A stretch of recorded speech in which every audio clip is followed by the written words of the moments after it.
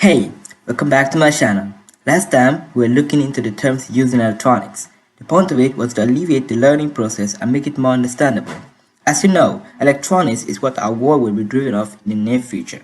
So having a basic knowledge of it can make it easier for everyone to relate. Maybe one day you'll be the one to invent a revolutionary invention.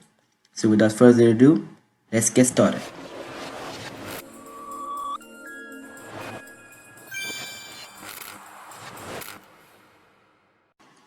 So, in my last video, I explained what DC, AC, and amplifier means. Today, we'll bring up four new terms to the stage. Let us welcome circuit, digital electronics, EMF, and current. Circuit. So what is a circuit? A circuit is a closed path that allows electrons to flow. This simply means that if we were to have a battery and a wire and connect one end of the wire to the positive pole and the other end to the negative pole, then electrons will be forced through the wire. Don't try this at home because this was just an illustrative example. If you were to try this at home, it may damage the battery. A circuit must have few things to function. First, it needs a power, such as a battery. Second, a path, such as a copper wire to allow the flow of electrons. And lastly, a load that converts the electrical energy to something else, such as heat, light, or motion. The circuit must also consist of a resistor, something that can resist the amount of electrons to prevent the load from heating up or getting damaged. Digital electronics. What does it mean when something is digital? It means that the circuit or contraption has an output that comes out in only two discrete levels or two individual levels, such as high or low, 1 or 0, true or false, and so on.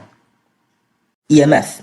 EMF is an electrical term that stands for electromotive force, and that is the force that acts towards the electrons in a circuit. Another word for EMF is voltage. EMF is the measure of amount of pressure acted on the electrons. The strength of the EMF depends on the potential difference between the positive and negative pole. So if one side of the battery were to have more densely populated electrons than the other side, then the increment will be the force that will be acting on the electron through the circuit.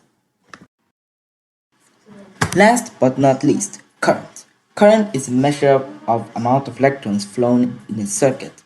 The measurement is dependent on two things. First is the voltage present in the circuit.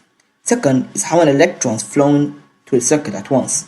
If the resistance was high, then less electrons will flow, therefore reducing the current. But if the resistance is low, then more electrons will be able to flow and therefore result in high current. These are the terms I'll be covering today. Next time, I'll move on to science, where I specifically discuss about physics. There I would be diving into the fundamental forces around the nature and how we can calculate them using some simple formulas. And as always, thanks for watching.